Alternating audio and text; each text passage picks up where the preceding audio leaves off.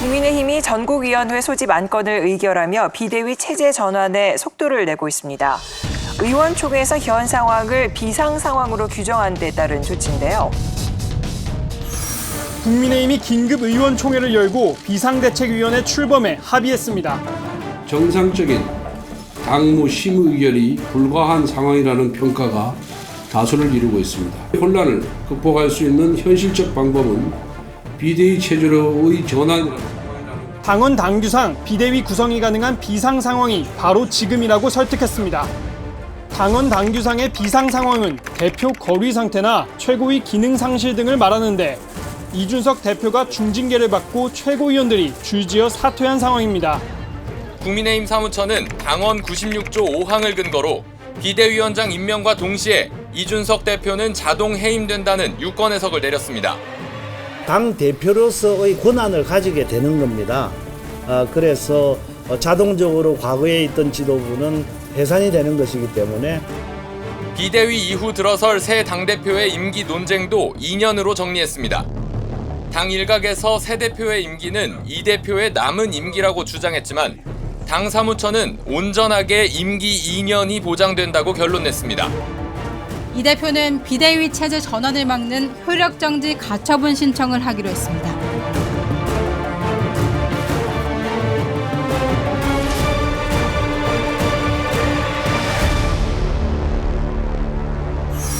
국민의힘의 결정 어떻게 봐야 할까요?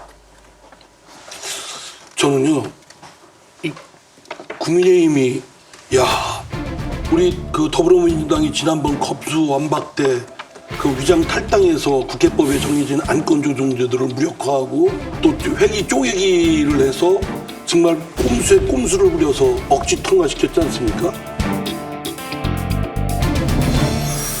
위장 탈당을 통해 안건 조정에는 완전 박살이 났고 회기 쪼개기를 통한 필리버스터 강제 종료는 민주당이 더 이상 국민의 목소리를 듣지 않겠다는 선언이었습니다.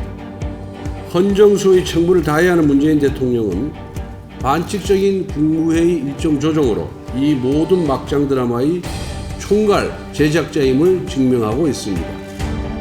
각본은 민주당 초선 의원 모임인 처럼에 제작은 민주당, 주연 문재인 대통령의 트루먼 쇼입니다. 그때 국민의힘이 더불어민주당에 대한 비판이 완전히 정해진 절차 규범을 다 무시하고 완전히 마구잡이했다고 했는데 국민의힘도 똑같다고 생각을 해요.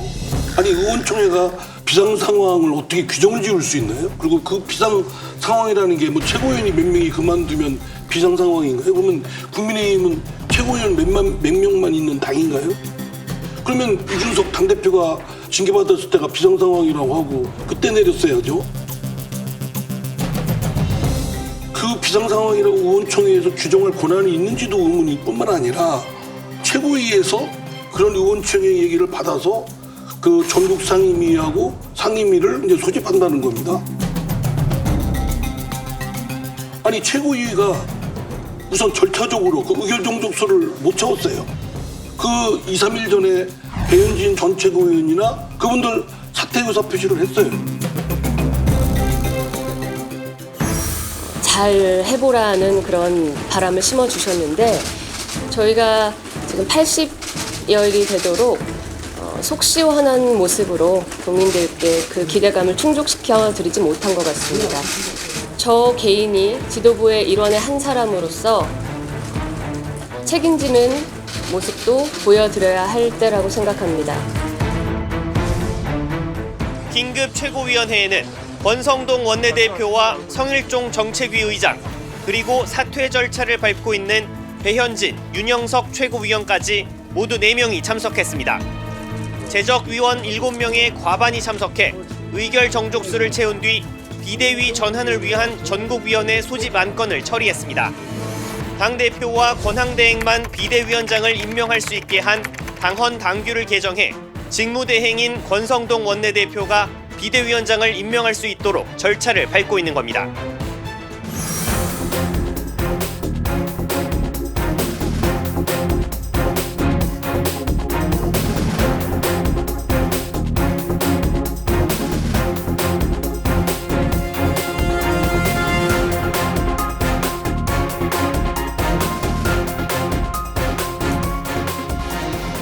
오늘부로 최고위원직을 그만두겠습니다. 그러면 그만둔 겁니다. 예컨대 서류가 접수가 사퇴서를 내가지고 됐느니 그걸 수리할 때까지 직책에 유지되는 게 아니에요. 그럼 끝난 건데, 그리고 나서 2, 3일 후에 보니까 의결 정족수가 안 채워지고 큰일 났다 싶으니까 다시 불러서 상임정국위원회를 소집한다는 게 저는 절차적으로 중대한 하자입니다. 근데 이런 어처구니없는 짓을 국민의힘이 하고 있고, 그거를 마치 비상상황이고 정치적으로 할 수 없다고 하는데, 책임질 사람들이 책임지고 물러나면 수습하면 될 일인데, 지금 비대위를 만들고 누구 내쫓기고 하고자 하려고 하는 이 술책이 지난번 윤석열 대통령의 내부 총질 운운하고 같이 권성동 원내대표가 대통령님의 뜻을 잘 받들어서 이런 얘기와 겹쳐져서, 야, 진짜 이 당 정말 집권 여당인 뿐만 아니라 공당으로서의 자격도 없는 당이다. 일단은 이게 뭐냐면은 이 비상 상황이라 그러잖아요. 그러니까 나치 법학자에서 칼 슈미트라는 사람이 뭐라고 얘기를 했냐면은 주권이란 누구에게 있느냐, 언제가 비상 상황인지 결정하는 자한테 있다라는 거예요.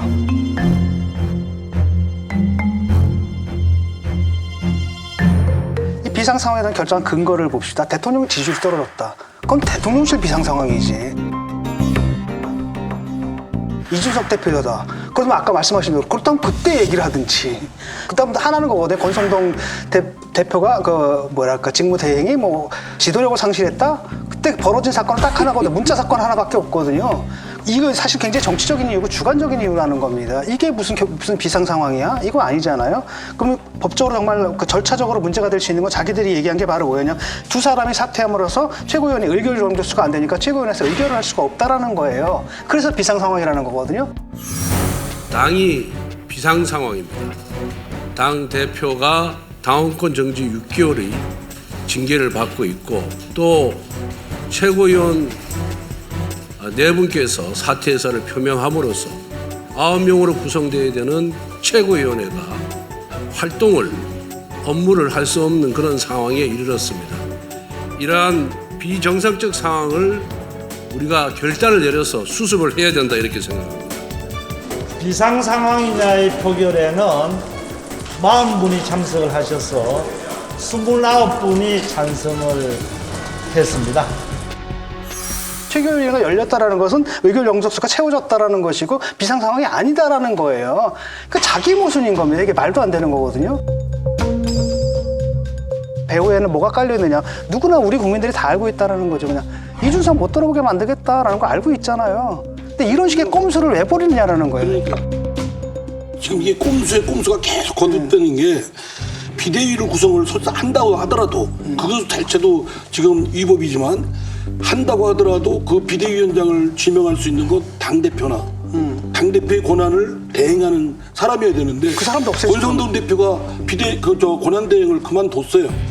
그러면 지명할 수 있는 사람이 없습니다. 없어요. 없으니까 뒷날 큰일 났구나, 뜨거, 다시 당원 개정을 통해서 다 할 수 있도록 하자. 이 과정이 얼마나 어거지 같아요. 이렇게까지 해서 굳이 비대위를 하고 이렇게 해가지고 이준석을 내쫓는다고 해서 이 전국이 윤석열 대통령의 지지도나 국민의힘의 이 난백을 해결할 수 있을까요? 제가 정치학을 처음 배울 때 정치는 진흙탕 밭을 지나가는 것이다, 럼미지스루 하는 것이다, 이런 얘기를 배웠는데요. 이게 그랜드 플랜이 있었다라고 하면 아주 깔끔하게 이루어졌을 겁니다. 그렇지 않기 때문에 이게 굉장히 뭔가 깔끔하지 못한 것이다. 저는 첫 번째 그런 생각을 하고요. 두 번째, 처음부터 이준석 대표를 배제하기 위해서 비대위를 간다라고 하면 이렇게 어렵게 올 이유가 없었어요. 지금 말씀하신 것처럼 이준석 대표가 윤리위원회 징계를 받았을 때 그때 갈 수도 있는 것이었습니다. 그러나 그럴 생각이 없었던 것이죠. 다만 지금 비대위를 가게 되는 근본적인 이유라고 한다면 결국 권성동 대표의 일련의 실수들이 있었습니다. 처음에 검수완박법에 대한 찬성을 했다가 나중에 다시 또 입장을 바꾼 그때서는 사실 원내대표를 책임지고 사퇴를 했어야지 모양새가 좋다, 이런 생각은 했었는데요. 그러지 못했습니다. 근데 그것이 어쨌든 굉장히 큰 하나의 원내대표로서의 실책이었다 이렇게 얘기할 수 있고요. 두 번째는 또 소위 9급의 얘기가 있었습니다. 뭐 7급도 아니고 9급이고 뭐 최저임금밖에 안 되는데 이런 얘기도 또 굉장히 잘못된 실책이었어요. 세 번째는 소위 이제 저는 대통령과 권성동 원내대표의 관계는 이중적 관계다 이렇게 생각합니다. 당 대표이고 원내대표의 공식적인 관계도 있지만 친구의 관계도 있어요. 이런 이중적 관계이다 보니까 문자를 너무 쉬이 해버렸다. 어쨌든 그것은 대통령의 잘못입니다만은 그러나 그것이 공개되게 한 것도 또 잘못이죠. 이 세 번의 단계를 거치면서 이대로는 안 되겠다라고 하는 의식이 당내에 자리 잡게 된 것이다. 이렇게 얘기할 수 있고요. 이 때문에 권성동 원내대표 본인도 직무대행을 계속할 수 없다. 이런 얘기를 하고 있는 것이고요.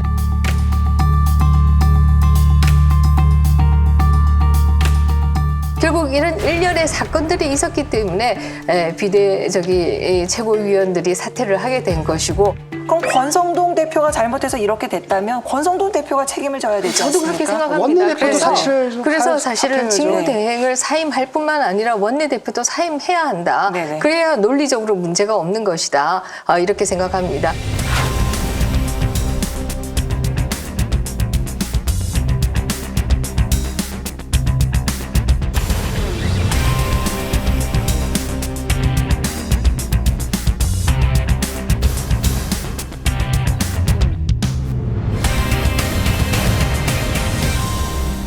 사실 직무대행이라고 하는 것을 왜 권성동 의원이 하게 되었느냐라고 하면 원내대표이기 때문에 하게 된 것이에요. 원내대표 새로 뽑으면 되잖아요. 네, 그렇기 때문에 사실 그것도 안 할 겁니다. 그러니까 제가 그렇습니다. 아니 그렇기 때문에 저는 그렇게 생각합니다. 직무대행을 사임한다라고 하면 원내대표도 같이 사임하는 것이 옳다. 그러니까 비상 상황이 그러면 아니잖아요.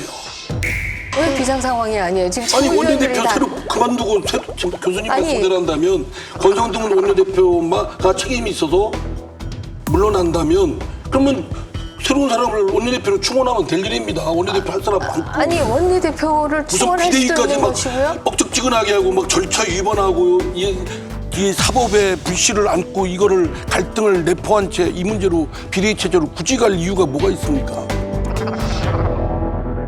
그 허은하 국민의힘 수석 대변인이 이렇게 말을 했습니다.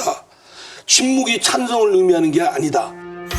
최고위원직 사퇴를 했다가 뭐 금방 지금은 아니다라고 하면서 의사결정에 좀 참여한 것이라던가 비상 상황 규정을 좀 깊은 토론이나 허심탄회한 의견 개진 없이 모든 구성원이 뭐 적극적으로 동의한 것처럼 몰아간다거나 뭐 이런 여러 가지들이 비상 상황이라서 비대위를 출범시킨다라기보다는 비대위를 출범시키기 위해서 비상하게 좀 움직이고 있는 것처럼 좀 보이지 않을까. 그런 부분을 우리 당에서 좀 고민해야 될 것 같다. 절차적 정당성이 없어 보인다. 그 아래층의 시멘트가 굳지 않았는데 위층을 올리면은 결국 무너집니다. 이 정도 토로할 정도예요. 이런 일은 국민의힘만 있는 게 아니라 민주당도 있었어요. 검수완박 때도 있었고. 그런데 더불어민주당을 공격하고 자기네들은 공정과 상식을 하겠다는 당이 이렇게 있다는 거예요.